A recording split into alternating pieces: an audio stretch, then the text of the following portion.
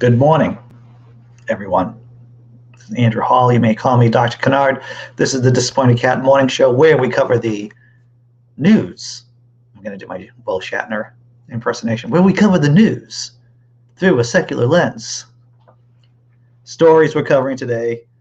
The Saturday riot. Oh, no, we can't call it a riot just yet. It's going to be a peaceful protest at the at the Capitol from the fascists. So we can't call it, maybe it's a pre-riot. We're in the pre-riot stage of the riot. We're going to be talking about that. Atheists are just better. We're just more moral people. We covered, I guess it's going to be part one of the story a couple of weeks ago. And there's new data to support the fact that we're just more moral, especially than white evangelical Christians here in the States. Elizabeth Holmes, it's her trial. And we should go over some of the basics with Elizabeth Holmes and what taxes might be going up on the rich here in the States. I feel all aflutter, everyone. Let's do something funny first before we dive in.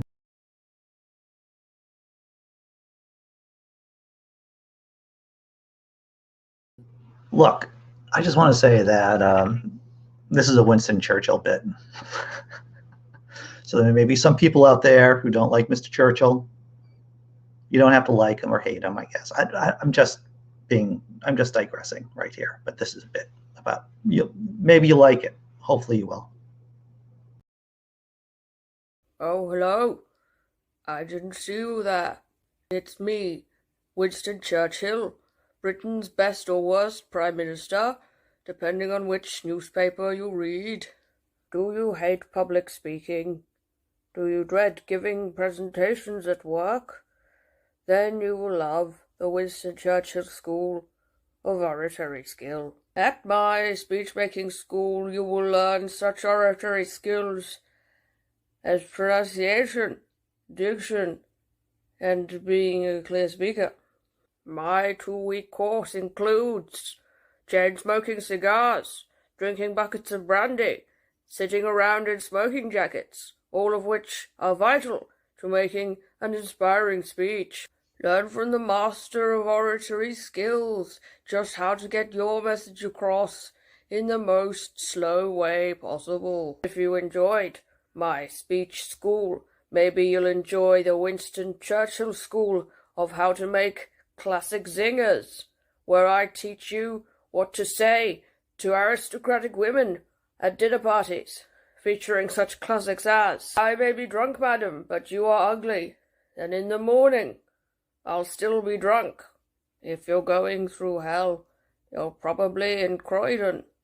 Madam, if I were your husband, and you poisoned my drink, I'd drink it anyway, because I would already be too drunk to notice. You merely adopted the dark. I was born into it, molded by it. So come to the Winston Churchill School of making impressive speeches. Remember, if you want people to listen to you, it helps to be a lord. Never has anyone been so inspirational while being quite so unintelligible."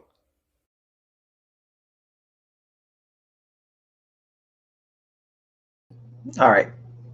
I thought it was funny. I hope you did too. And if you didn't, there'll be another joke in another 2 minutes or so, another minute or so. Going through the chat, is it John Hudson's birthday today? Is that what I saw down here? And I know Grant Farmer, is it your birthday? Is it around your birthday? I know maybe, I don't know.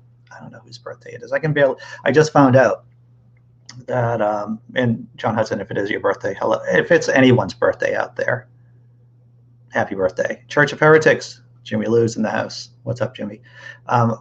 Facebook told me the other day that it's my mom's birthday, my biological mom's birthday. And so thank you, Facebook. Despite all the evil you do in the world, thank you for letting me know it's my mom's birthday. So going up to New York State this weekend to visit her. And I got to get her a present today. I gotta figure things out. I don't know what you get. I mean, I don't know. I've known the woman for like maybe 5 months at this point. Don't really know what to get her. But I'll figure something out, right? So, Sammy Jenkins, good morning. Sammy Jenkins, grandfather, good morning. Dee Parks, always a pleasure to see you. John Hudson. Who else is around? Who else? Jess M, good morning. Jimmy Lou and I are working on a secret project. No, it isn't the other secret project that I've been talking about for the last couple of months, which I think should fully emerge in November. I think that's the new date. But that secret project is still working, and Jimmy Lou and I are working on another secret project. So many secret projects, everyone. Scott Duke, good morning, sir. Dr. Mordecai Cassius, Marcellus Jones. It's Friday. Jessi Bear, good morning. And Cryptameria, hope you're doing well this morning. So, do I have announcements? Yes, I actually have a job, like a real job. I went through 2 days of orientation. I talked to the house manager because I work with people with disabilities. If this is the first time you're tuning in, I work with people who have disabilities. I work in a residence, or I'm going to be working in a residence, and the shift gets out at 9 a.m. in the morning. Now, don't worry. I have a plan. It may not be a clever plan, but it's a plan. And I've said this before, but I'm going to restate it again. So on Monday, what's going to happen at 9 a.m.? I'm going to be dropping a video, pre-recorded video. It's going to cover 1 or 2 news stories. And then at 10, I will be home at 10, unless something goes dramatically wrong at work. I'll be home at 10, and we can do the open room like we usually do, like we've always done, or mostly always done, right? Like we do. So once again, starting Monday, 9 a.m., pre-recorded news video, covering some stories. And then at 10 a.m. comes the open room. And I think that is a viable plan in the future. And just to let you know what my schedule is, so I'm going to be working from 11 p.m. till 9 a.m. A lot of those are sleeping hours in theory. And then I do this show. I'm going to be doing the after show from 10 a.m. to 11 a.m. And then I go into my other job, my second job, at noontime and work from 12 to 5:30. So that's the new system for me personally. That's my plan. And I should be okay financially speaking with these 2 jobs, and plus whatever small amounts I make from the blog and from here. And thank you for your support. It is appreciated. So yeah, that's the plan. I've always worked more than one job because the jobs I work at don't pay enough. They're not really what is it? What do they call it? Good money. So that's my plan starting on Monday, everyone. Simply Secular Dave. Andy is treating us like a cat. Dump some food in the bowl and deal with the shit later. Yes, Dave, that's exactly the plan. Oh, thanks, Jessi Bear. Yeah, as many of you know, I quit my job, the job that I had before back in October of last year for COVID-related reasons. Yeah, crazy stories, everyone. Crazy, and just another crazy story from the age of COVID. All right. So that's my announcements. That's what I got, everyone. What do you want to do? You want to do some memes? Do you want to do some memes? I think we should do some memes before we start talking about news and stuff. Here's the first one. And that's how the dinosaurs went extinct. Cover your mouth when you cough. I fucking can't, says the T-Rex. See? Nothing to do with a comet. It's all about some kind of respiratory disease. And how many dinosaurs could actually cover their mouths? That's a good question. I don't know. Here's the next one. What has 2 butts and kills? This is just stupid. This is just a stupid joke, everyone. What has 2 butts and kills people? An assassin. Because you see there are 2 asses in the air. Yeah, that's just a stupid joke. But this one here, it's cat related. Because this is the Disappointed Cat Morning Show. So this next meme, it is cat related, everyone. Me, I'm going to the bathroom. My cat, we are going. You see the little Soviet cat there, the Bolshevik cat. Wow. What memes this morning? They seemed funnier earlier, everyone. They seemed funnier. Yes, you can't have, yes, living wage, 2 jobs. That's right there, John Hudson. Yeah. Well, that's, imaginary God. Glad to see you here. I thought they went extinct due to smoking. It would be difficult. If you can't cover your mouth, how can you smoke? That's a good question. All right. First story. I wanted to do Atheists Are Better. And then I thought, well, there's the riot that's coming up. It may not be a really big riot, but I don't know. I'm going to do Atheists Are Better, to tell you the truth. I'm going to do that story first. Survey, 90% of atheists have been vaccinated, but only 57% of white evangelicals. Yes, that's from Hemant Mehta, the friendly atheist. We've covered before about how atheists are just more moral by a variety of different standards than white evangelical Christians in this country. And you're saying to me, Andy Hall, Dr. Kennard, a rock is more moral than a white evangelical Christian here in the States. And yes, I would say that you're probably correct. Let's take a look at what Hemant has to say. This chart from the new Pew Research Center survey is really incredible. It shows how, when it comes to which Americans have been vaccinated, atheists are leading the pack, while white evangelicals are dragging us all down to hell. Here's the graph, everyone. I'm going to leave this up and just talk for a while. You can see, and I just want to say the real news here, everyone, is that, agnostics can suck it. Atheists, as you can see, 90% vaccinated. Agnostics, only 84%. So that's me smack talking our agnostic brothers and sisters and small furry creatures from Alpha Centauri. You can see the white evangelicals, they're at 57%.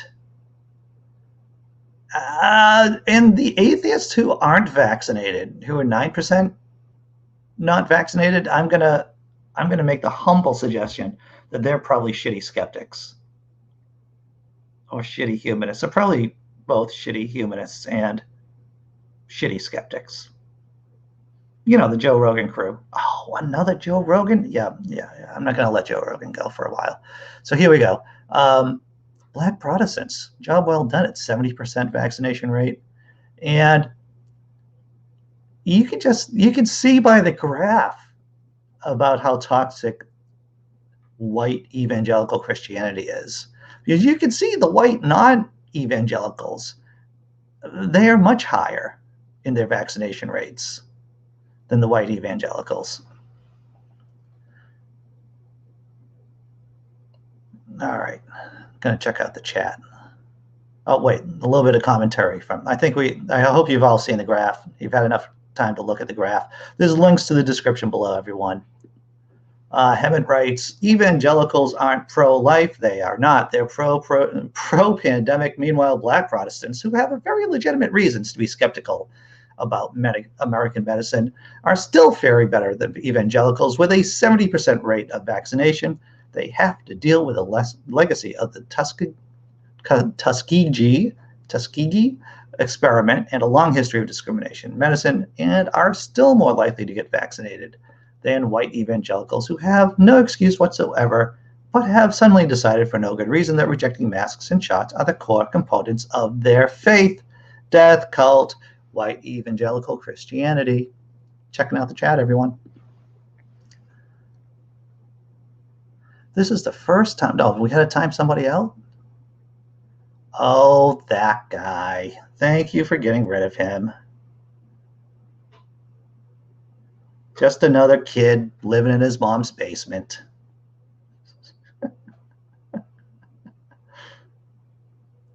But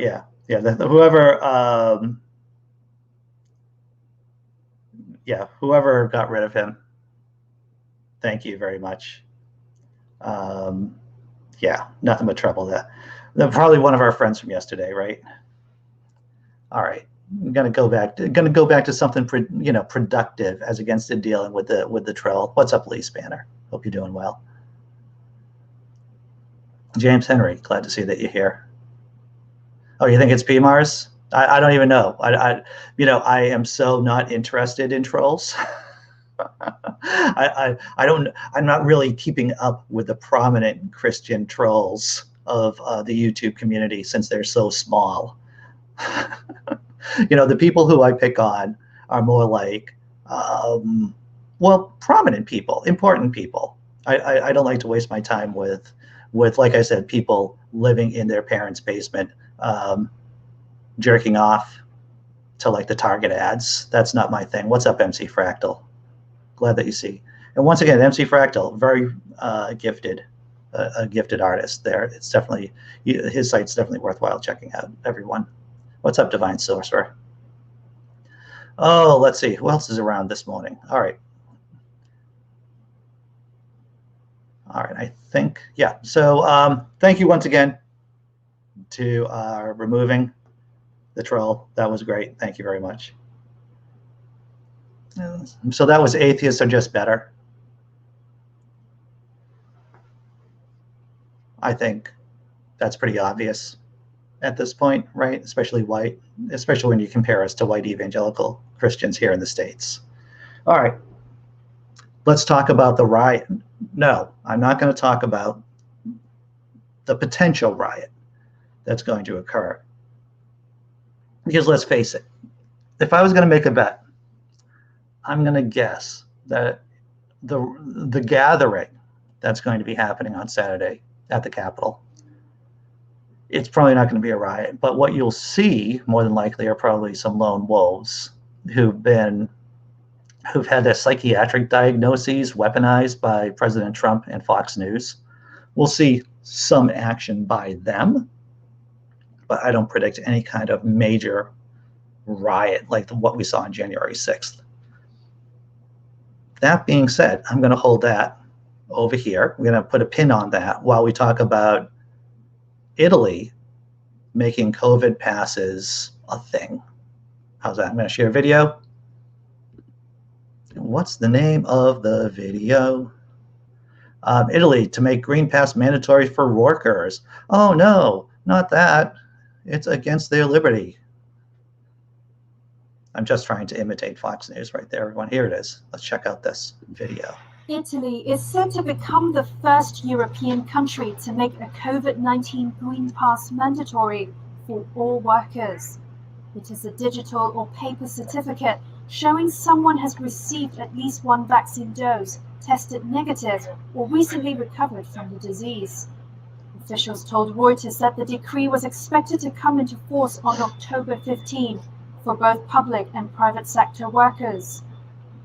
Any workers who fails to present a valid pass will be suspended on no pay, but cannot be sacked.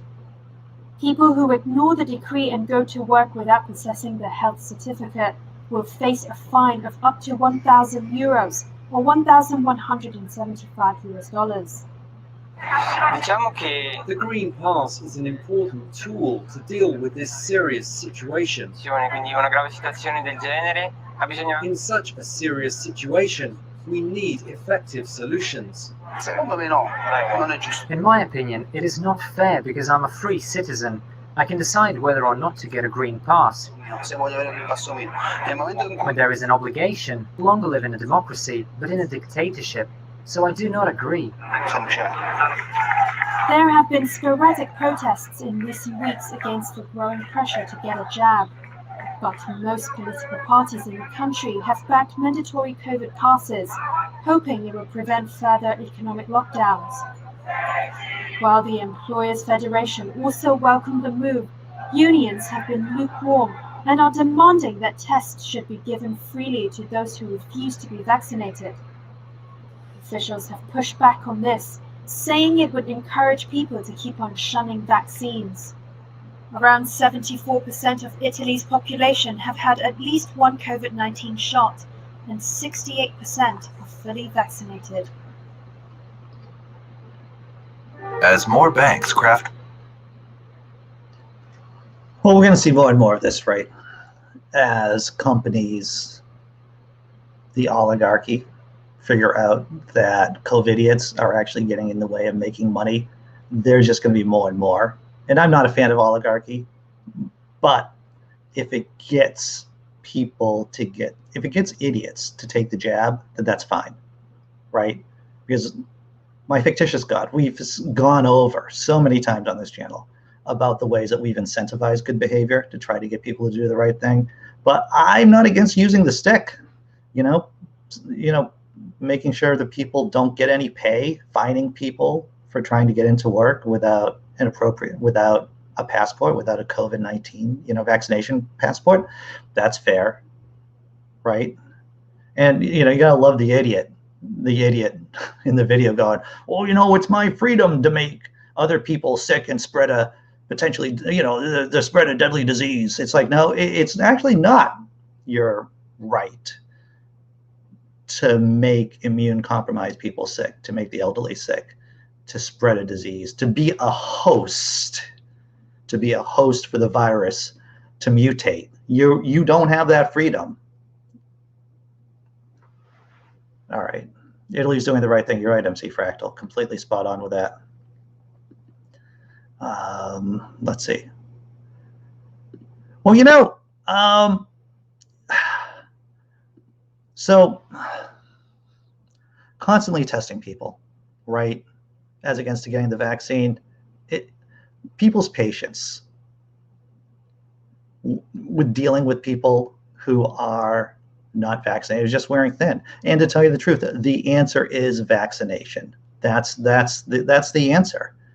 We may always have COVID to some extent, just like we may have other diseases that we get vaccines for.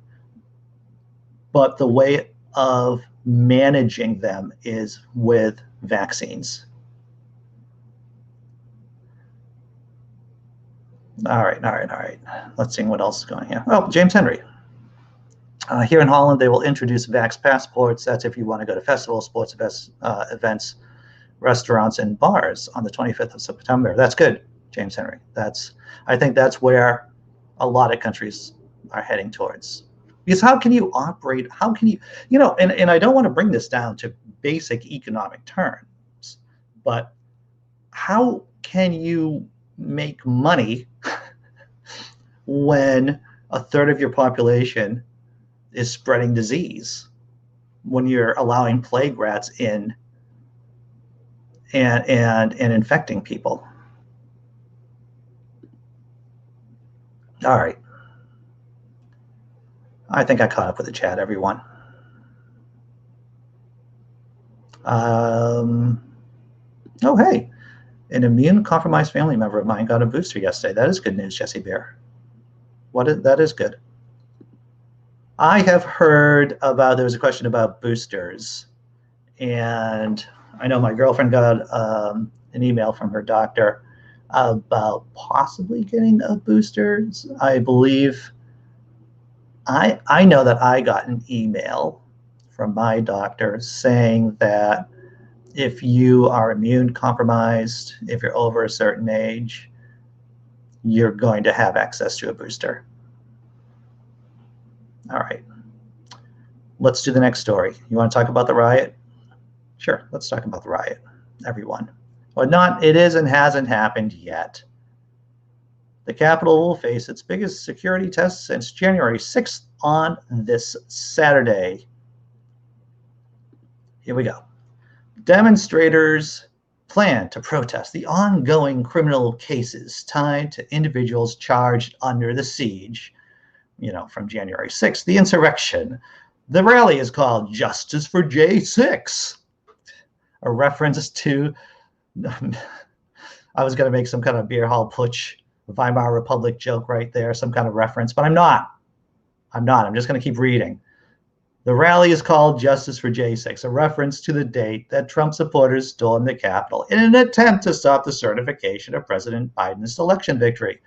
A group leading the plans for Saturday, known as Look Ahead America, says it's planning a peaceful protest at Union Square Plaza near the Capitol Reflecting Pool at noon. I believe them that they plan to make a peaceful protest. Don't you? right? Look Ahead America is insisting that this gathering will not be a threat. The purpose of these peaceful protests is for patriotic Americans to educate their state legislators on the power they have to give instruction to their state's federal legislators, the group said in a statement. Look, after the election, right, we went over on this channel the multiple ways things can go wrong because this is the United States of America, and because we have a idiosyncratic, that's probably the best way, the nicest way. Some people would use the word shitty. Some people would use shitty and idiosyncratic system for electing the president of the United States, who has imperial power. Yeah, not only do we have an imperial president, but we also have a shitty way of electing them too. That state legislators can overturn the will of the populace in terms of electing, electors and affecting their electoral count vote. That's a digression. I'm going to go back to this story. They added, they have composed a draft resolution to inform members of the tyrannical and inhumane treatment of the political prisoners who have been targeted by the Department of Justice and the FBI. Organizer Matt Brainerd, a Trump supporter, I am surprised that he's a Trump supporter, told NPR that the event is permitted and expects about 700 people to attend. I like that. The girlfriend says, does idiosyncratic mean idiotic? Yes. In this case, it does. Is that it? Yes. So they're only planning for 700 people. It'll be interesting to see who shows up. Once again, it isn't, at least in this situation, my feeling is that it isn't the little, the mob itself, the 700 or so, give or take, probably not as many that'll be there. It's those lone wolves, right? The people who've been, like I said, who've had their psychiatric diagnosis weaponized by Donald J. Trump and by white evangelical Christians. Those are the people you have to look out for. And it isn't just in Washington, D.C. either. It's in the state capitals. It's in the homes of Democrat legislators. Those are the people, those are the places that are probably going to be targeted, like I said, by these lone wolves. Something to keep a watch out for. With a far-right rally planned for Washington, D.C. on Saturday, the Capitol will face its first blah, blah, blah, blah, blah. That's not important, panel. Andy, wow. So I don't know. What do you guys think about the riot? I mean, not a riot. I'm sorry. About the, what is it? The peaceful protest made up of rioters? People who would really like to riot? I don't know. Like I said, I think it's just going to be a situation of lone wolves acting independently. I don't think there's going to be anything like what we saw on January 6th. There's only going to be 700 people or so there. All right. Yeah, James Henry. The cops will control the entry points, especially around the Capitol building. The fence is going to be up there.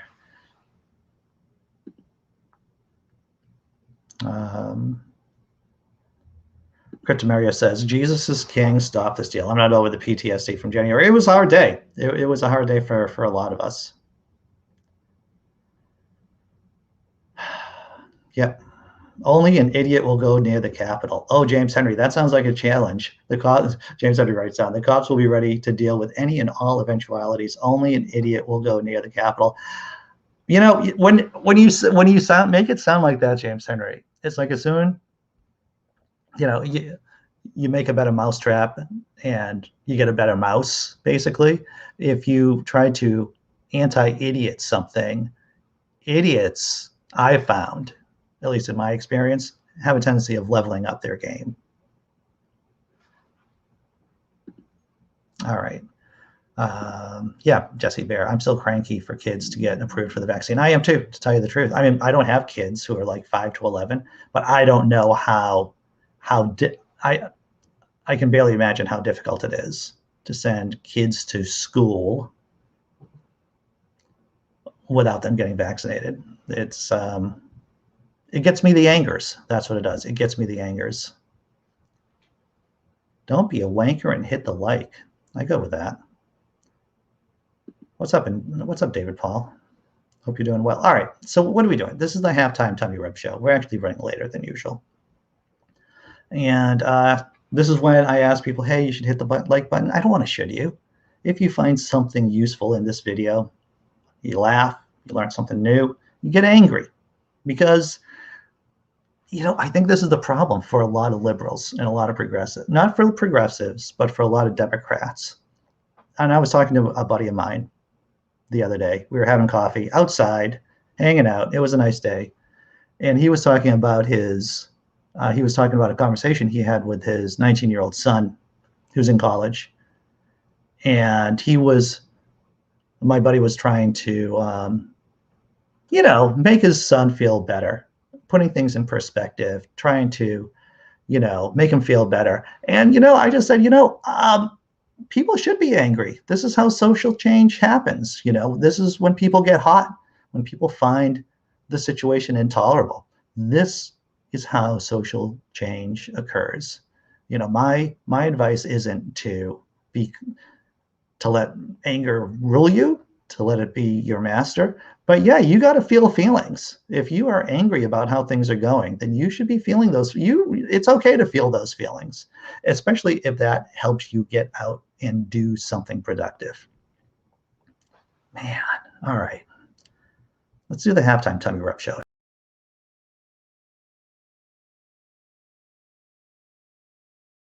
And I just want to say, because of the new schedule, this might be the last halftime tummy rub show too.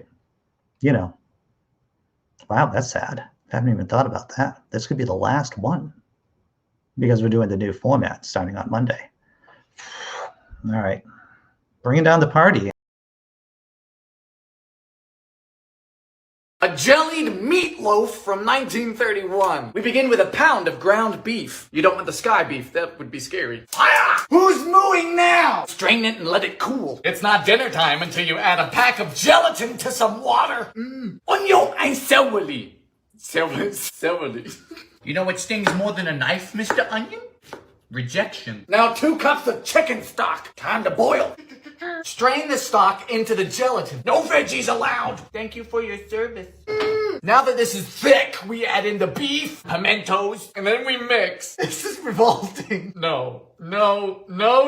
What a joy. To the fridge. Good morning. Oh!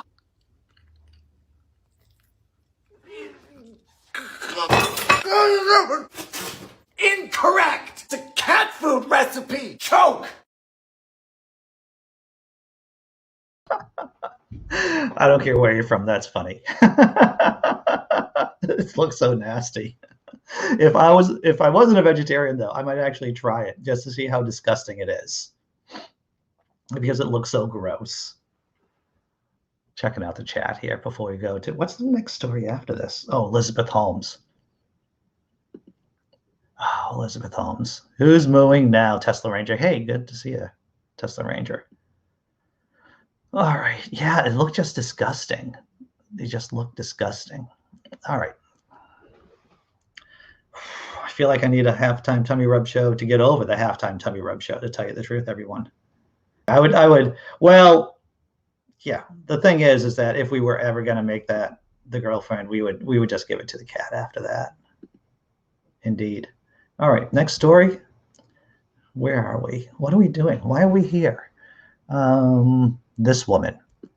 I do get fixated on certain personalities that I find to be despicable. And Elizabeth Holmes is just one of those people. And this is just a basic 101 on Holmes.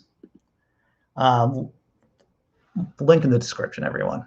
Elizabeth Holmes could get 20 years in prison and a $3 million fine if convicted.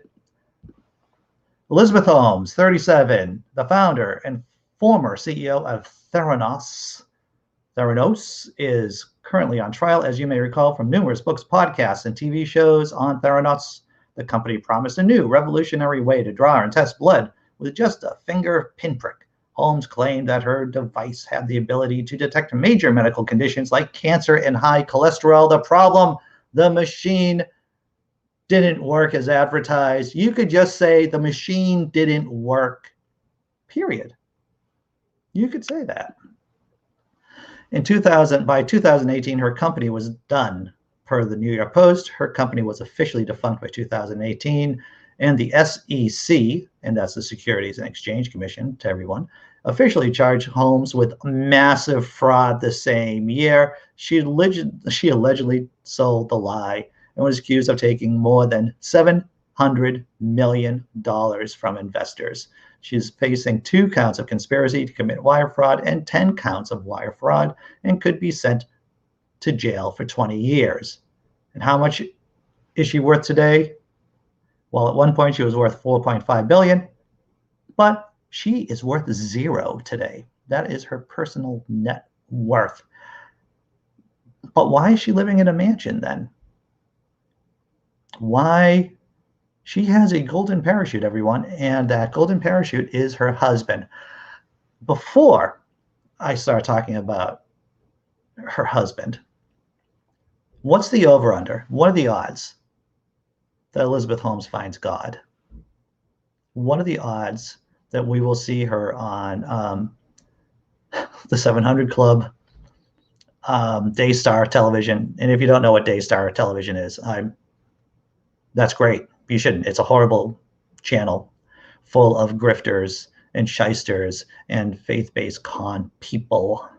So I'm not predicting Elizabeth Holmes is going to become a televangelist, but she has all the markings of going into, if not being a televangelist, then at least going into woo of some kind, like, you know, quantum candles that align your chakras kind of stuff. Here we go. Next panel. Holmes. It turns out that Holmes' husband has family money. She married a hospitality heir, William Billy Evans, in 2019.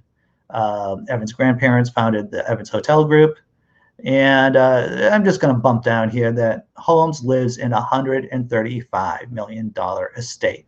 Although she's currently on trial, CNBC reported that she and Evans has been living in a 74-acre, $135 million estate outside of Palo Alto, California. The estate is called Green Gables. It has 4 pools that adorn the grounds, including a stadium-sized Roman pool, a tennis court, a flower and vegetable garden, and a reservoir exclusively for the property. Well, she seems to be really good at the con. Not only was she able to bilk, I'm going to use such strong language as bilk out investors, but she found a new pigeon who's worth a ton of money. And we saw from the story yesterday that this family are just idiots. At least the father, the father-in-law is an idiot, right? Because we saw it in yesterday's show. And this is the reason why you should tune in every day, to tell you the truth, because we keep covering, you know, new developments in these stories. We saw yesterday that her father-in-law dressed up as a concerned citizen to promote pro-Holmes propaganda before journalists found out that this is actually the father-in-law of her father-in-law. Yeah, checking out the chat, everyone. I watch Daystar. I watch Daystar every once in a while, Dr. Mordecai, just because it's so flagrantly idiotic. Yep, James Henry, she is a grifter. She will hustle. Yeah, once again, I would not be surprised if she becomes a televangelist, or at least starts marketing in full-blown woo homeopath kind of products.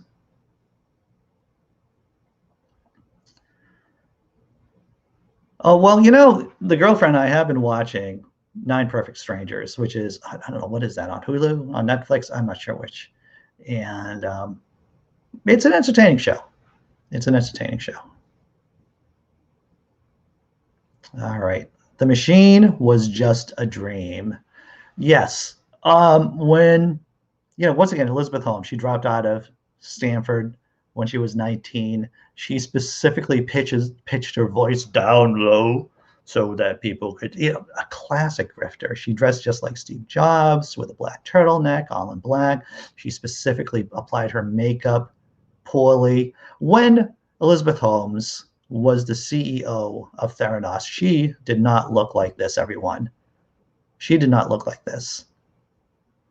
Right? This is her, I'm in trial and now I'm in trouble for all the grift I've grifted over the years.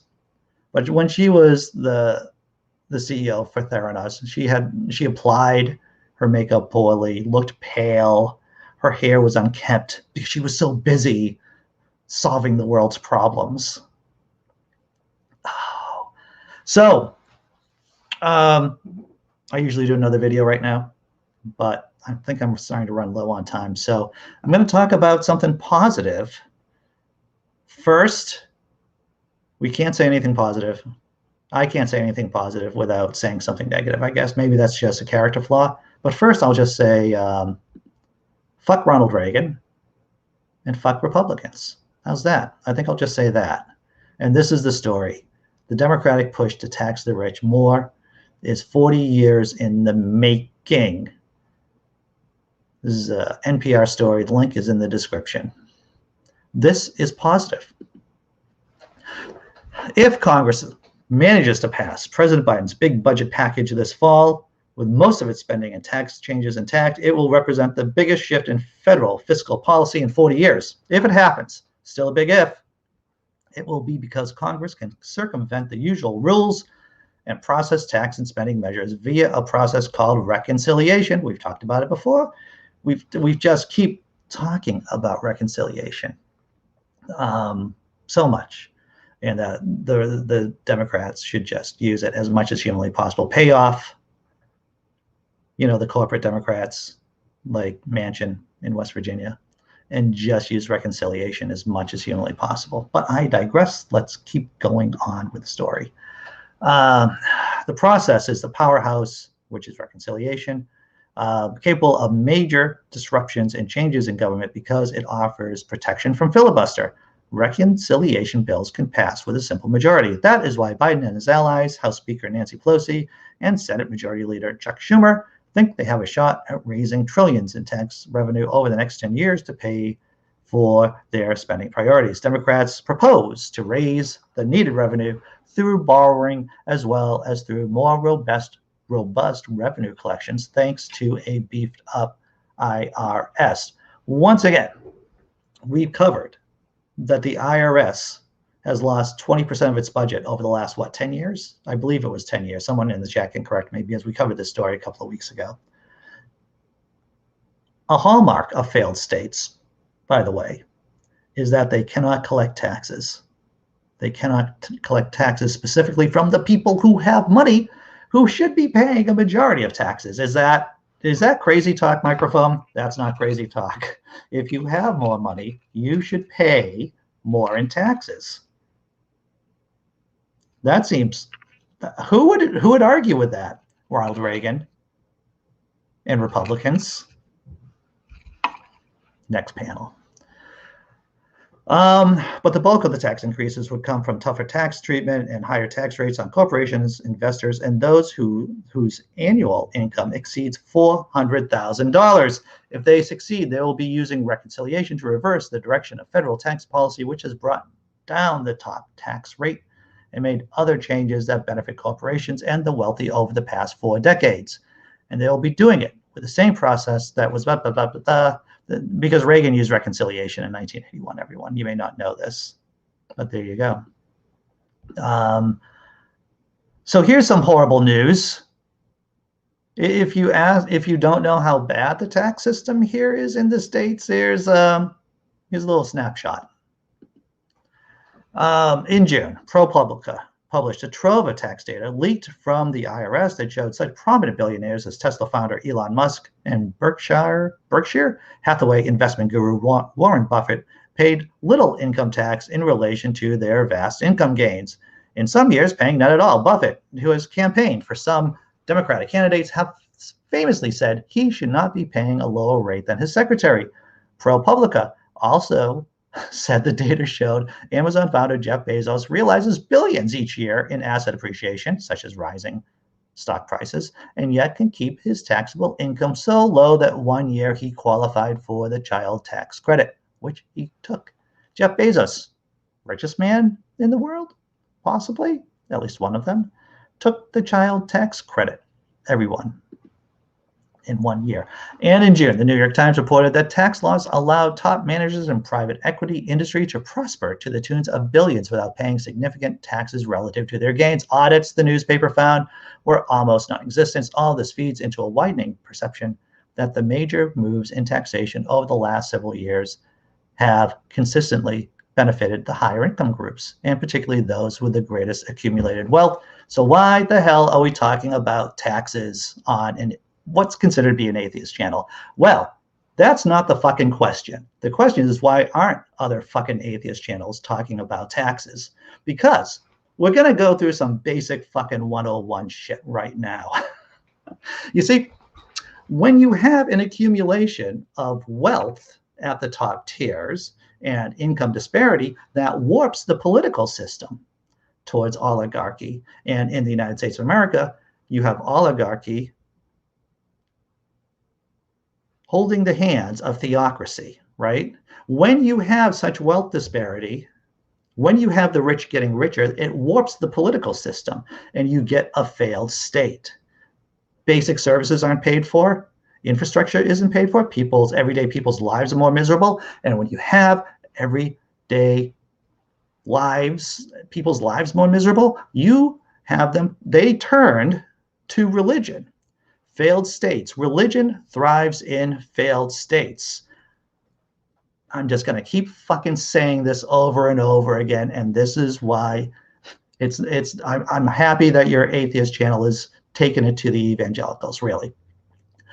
But there are a few basic things to cover. One, taxes. You can convert as many people as you want, or deconvert as many people as you want on your atheist channel, but it's not fucking gonna do one fucking bit of good, right? If there are massive societal changes, forces arrayed against you, it's as simple as that. Raising the tax rates on the rich is necessary for a sustainable United States of America. Holy fuck, I can't believe I have to fucking say this all over every single fucking time, everyone. And I'll say it every fucking time too. All right, so what's Biden? This is from CNBC. This panel that just goes over some of the tax increases proposed. The richest 1% of taxpayers who have an average of $2.2 million would shoulder the burden of the tax hike. According to analysis published by the Institute of Taxation and Economic Policy, 2/3 of the group would see their taxes increase by an average of $159,000 a year, according to the analysis. Of course, so we know that it has to go through Congress. A new top tax rate is 39.6%, which is still lower than in the past. Biden's tax plan would increase the top income tax rate to 39.6%. That was the highest rate before the 2017 Tax Cuts and Jobs Act, which lowered it to the current 37%. Once again, even if the tax increases pass, we're still talking about a 39.6% tax rate. Checking out the chat. All right. Yeah, $3 million is nothing to a billionaire. Exactly. Cryptameria, $700 million would have paid for a lot of cancer research. Indeed.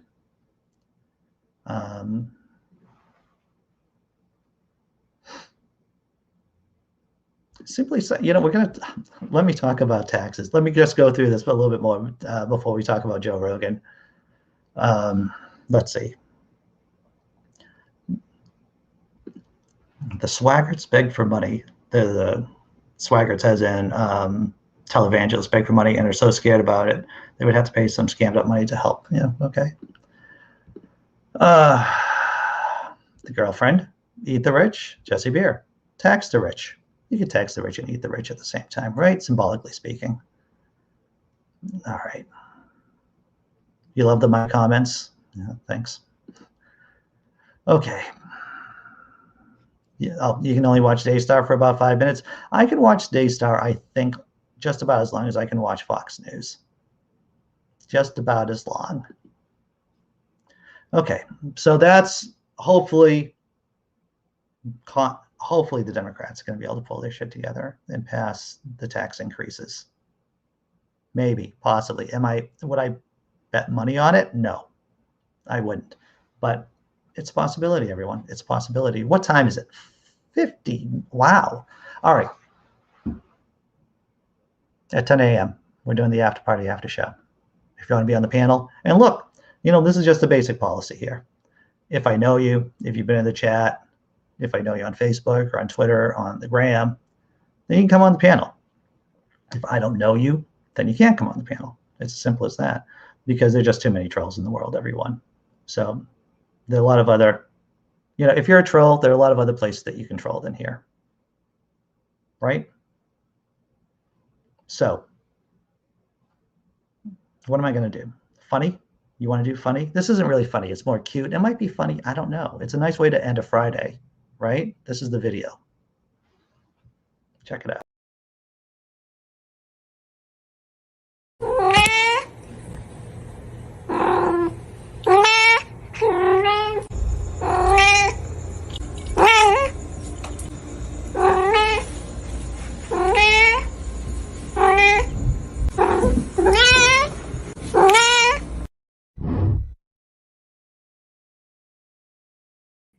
I don't know why the cat has a bib. I don't know why. Maybe there's a backstory. I'd like to hear the backstory about why that cat has a bib. I think the backstory would be pretty funny, to tell you the truth. Okay. So we covered a lot of stuff today, everyone.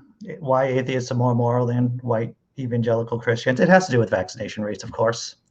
90% of atheists here in the States, 90% are vaccinated. I don't understand. I want to talk to the 9% or the 10% who aren't vaccinated. I think that would be fascinating. So Dave, I want to go back to what Dave said in the chat that Joe Rogan is coming up to Vancouver. And he was going to start some kind of resistance campaign. And I can't find it right now, Dave. But I support you doing the resistance movement against Joe Rogan's idiocy in Vancouver. Definitely. What's up? BigZebra.com. Good to see that you're here. And you're right. That cat sounds just like our cat, Biscuit.